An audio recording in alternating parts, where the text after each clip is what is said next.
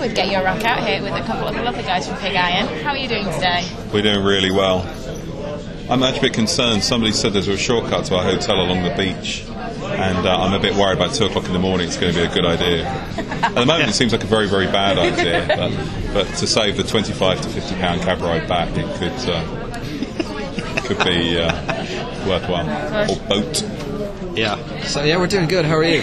Yeah, also good. I mean, I have a car, and so I'm lucky that I can. Can you give us a drive lift? back and forth. Yeah, absolutely. If I see you when I'm leaving, I can Okay. just, We'll just pick us up here about 1:30. Yeah, that works for me. No, it's good, but I'm not in my car. I'm driving my parents' car, and I'm not very good at driving my parents' car, if I'm honest. So it could be an interesting journey back. Yeah, it might be safer across the beaches. In the dark, in these windy country roads, We were just talking about how beautiful it is around here. It's amazing. But very windy roads and probably very dark, very cold. Yeah. Have you ever experienced much of North Wales before? We played Prestatyn twice. Yeah. You don't actually get to see an awful lot of countryside when you're playing a gig, but no, I've never driven across Snowdonia before, and it looks amazing. Yeah. We basically came right through the middle of Snowdonia National Park, and it was just beautiful. So amazing. Very inspirational ride here. And, but like you said, we don't get to see much of it, unfortunately. We'll probably get a bucolic kind of concept album out of it or something. Our acoustic EP, which is inspired by the snow-capped mountains of Snowdonia. You know what? I'm looking forward to that. We've got this exclusive here. I always like getting exclusives, so can't you heard it here first. Exactly. Talking about albums, you have just had another one out, which is fantastic. I mean, like from what I've heard people talking about it, from obviously what I think for myself, everybody seems to absolutely love it so far. Thank you. Did you really feel that this was a brilliant album to be bringing out when you did it? Did it feel that special? I couldn't say it's a brilliant album. I can say it's our best album today, and that's, I think, the best we can do. We're very proud of it, but we just kind of it's only been out for a week. It came out on Monday the 26th, so we're just kind of waiting for feedback from people just to see that if everybody likes it, and hoping that people like it. And, so feedback seems to be pretty good so far. So it's also a bit of a new beginning for us. It's on a new label. We've got a new lineup with the first album we've made with Dan Edwards. Dan actually joined the band a couple of years ago. He's right back there. He's sitting behind us doing another interview. So it's a new label, new beginning. I mean, it's a silly lot of things. Like we've never signed a publishing deal before, but we're actually getting paid for writing songs for the first time, which is fantastic. So all these things, it does feel like a positive new beginning. Brilliant. And are you kind of very, very happy with where you are at the moment? Or are you thinking we want to change North Wales? this as well, obviously. But just as a band at the moment. Yeah, I think we're in good form at the moment. We kind of like Hugh said, we've got Dan with us now, and we're writing a lot, we're rehearsing a lot, doing a lot of gigs, and we seem to be kind of we're just kind of keeping that momentum going. So we've got this. We'll have a little bit of a break for Christmas, and then carry on. In the new year, straight away, get a tour going and support the album. I mean, it's been a quite intensive few months, really, with rehearsing and recording and writing and what have you, so getting the new record out. But it's great, that's what it's all about. We love doing it. So. Yeah. And the new lineup, are you feeling completely at home with each other? Yeah, somebody pointed out to me once, actually, Pig Iron's quite a close, tight-knit group, which never really occurred to me, but I think they're right. Bands can be like that. You end up being like brothers where you can maybe disagree with each other, but we're all good mates. We all enjoy each other's company. We all go out together. I think that's one of the important things we've always felt that was really important. Whenever in the 10 years we've been together, we have to get on with each other. It's not business. It's fun. It's meant to be fun. But so I think my point is I don't think we would have even entertained the idea of having Dan in if we didn't get on with him on a social level. And he's really funny. He makes us laugh. It's quite an important prerequisite to be in this band is to have a sense of humour. He's quite a good guitar player. He can knock out. He's all right, adequate at best. I have to apologise for him with my bass playing. I'm only joking. We love you, Dan. He's a very good guitar player. Brilliant. And so, when it comes to the kind of touring studio stuff, do you definitely think of yourselves as a touring band? Do you hate the studio, or do you like both aspects as much as each other? We quite like recording, don't we? Okay. Yeah, we love all aspects of it. I mean, it depends on where we're recording the album. Obviously, this time we kind of did it pretty low maintenance. It was mostly done in a home studio kind of setup, and that was for financial reasons mainly, but it was still good fun recording it.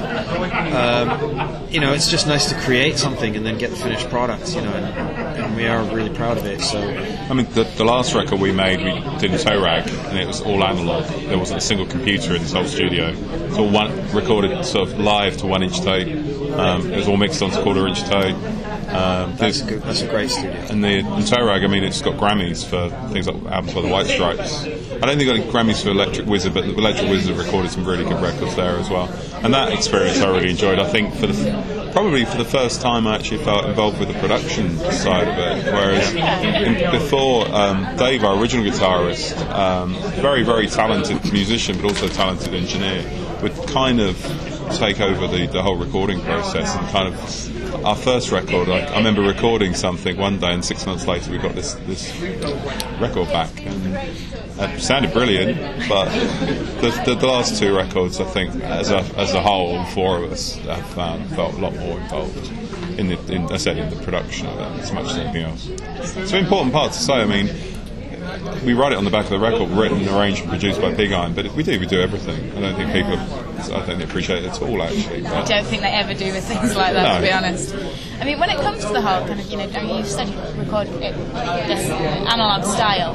Do you much prefer that kind of stuff to the technological age now? Do you think that it loses something once you start going digital and stuff? I think all the best records ever made were, you know, the records by Led Zeppelin, by Deep Purple, by Black Sabbath. Those are the sort of big 3 key influences on me. Were done in the way toe rag is. That's because that's all there was. A lot of people are talking about this kind of thing these days. You know, you hear a lot of bands saying, you know, if it was good enough for Deep Purple and ZZ Top, then it's good enough for us. You know, and you hear that kind of thing more and more often now. People are searching out old vintage studios, and people are searching out old vintage recording desks, etc., etc. So I think it's becoming more and more common, and people are going further and further back to the old ways of doing things because it sounds so great. You know, and I think it does lose a certain amount of warmth in the digital and all that kind of stuff. But you know, everybody says this, and I think there's got to be an element of truth in it. So the height of technology tends to date really quickly. There are records made, you know, by Robert Johnson in the 30s, or blues records made in the 40s, which sound great now, and there are records made in the 80s and the 90s that sounded awful then, but they sound even worse now. So the whole analog thing, I mean, it's not a gimmick or a pose. It's actually, I think, the ideal way to record. You're essentially recording people in a room. The music nowadays, and not just rock music or pop music, it's too noisy. I mean, it's one thing I like about this new record, what we try to strive to is have a bit of space on there and a bit of air. And I don't hear much space or air certainly on the radio. It's just walls of noise. And again, compression's very important, or lack of compression. We like to have light and shade. Fantastic. So definitely a band that does things in the proper way. Probably shouldn't say that, but you know, it is. I think especially even when you're listening to vinyls and stuff, it's that you do lose a certain quality once you go from vinyl onto pretty much any other medium, and it is a shame to see that kind of stuff. But I guess when it comes to distribution-wise, it's so much easier to get music out there with the technological age. Yeah, it is. I mean, you know, we're not against that kind of thing at all. You know, obviously our releases are all available digitally anyway. You know, so we approve of that kind of thing. But you know, it's just, you know, we're all kind of, I guess, old school for want of a better description. You know, we kind of believe in, you know, the last album we even pressed on vinyl. So you know, we haven't been able to do that on this new release, but. You know, I still have a turntable at home. I still play records. I want my kids to grow up knowing what records are, you know, things like that. So that's just the way we are. That's just the way we believe music should be. So I mean, I buy more vinyl than ever now. There was a period where all the vinyl went and it was replaced by CD, and I've brought it back bit by bit. So. Good on you, good on you. I'm building up my collection at the moment. It's fascinating. It's wonderful to do, actually. Truly, truly brilliant. And the new album, you signed a worldwide deal with Cherry Red Records. How did that come about? I actually do a lot. By trade, I'm a graphic designer, and I do an awful lot of artwork for Cherry Red.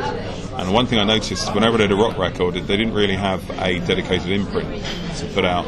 Cherry Red have very good infrastructure. There's a lot of very talented people there. And they're a long-established company. They've been going 34 years. And I actually approached them saying, do you think you need a rock label, and would you like one if you do? And I could run it for you. So essentially I formed a rock label with Cherry Red and signed my band to it. So hence Hear No Evil was born, which is an ongoing label. I mean, hopefully there'll be lots more Pig Iron records to come, but there's an awful lot of other rock bands coming out on Hear No Evil as well. But no, I'd like the people at Cherry Red. I've got a good professional working relationship with them. Matt Ingham, their press officer, is the one who organised all the interviews for today, so he's working us like slaves today. I think we've got 16 interviews today. Oh, nice. Yeah, so we've always done everything ourselves up till now. We had a distribution deal, but that was it. We'd always put our own records out, released everything ourselves, and we don't have any agents, managers, or any of that kind of stuff. So it's just nice to have a bit of help with that kind of thing, for once. And we've never had this before. We're not really used to it, so it's kind of nice to have that support network behind the album. And we're enjoying it so far. Cherry Red are a good bunch of guys. So, Brilliant. yeah. And you're opening main stage tomorrow at Hard Rock Hell. Are you horribly excited, or do you get nervous before a gig because you're pretty much past that stage now? Oh, both, definitely. I mean, I'd say if you don't get nervous, then there's something wrong. I think it's more adrenaline than nerves, though, isn't it? Exactly. Yeah. I've only ever been nervous twice, really nervous, before I went on stage, and the first time was our very first gig. I didn't even have a. I mean, when I'm nervous, so I won't even drink. Wow. I don't feel like a proper rock star. And he doesn't really, and I It don't goes talk. very quiet all of a sudden. Go to the zone. And the other time is when we supported Iron Maiden at Hammersmith. I was that was quite nerve-wracking. Yeah, that was very nerve-wracking. But yeah, no, I always get nervous. We're definitely really excited. We've played here twice before. This is our third time, and the first time was on quite a small stage. The second time was on the sort of middle stage. This is on the main stage this time. So we're going to do our best to kill it. I think also, though, I mean, we've played Hard Rock Hell before. I've probably been less nervous because I didn't have an expectation of what the crowd would be like. And then we've had this enormous crowd there. Yeah. So then you go, well, you don't have time to get nervous. You just turn up, plug in, go, oh my God. It's a great crowd here. Maybe they're here for the last band or the next band, but no, a really, really supportive crowd. They turned out in their droves last time to watch us, so yeah, hopefully that'll happen again.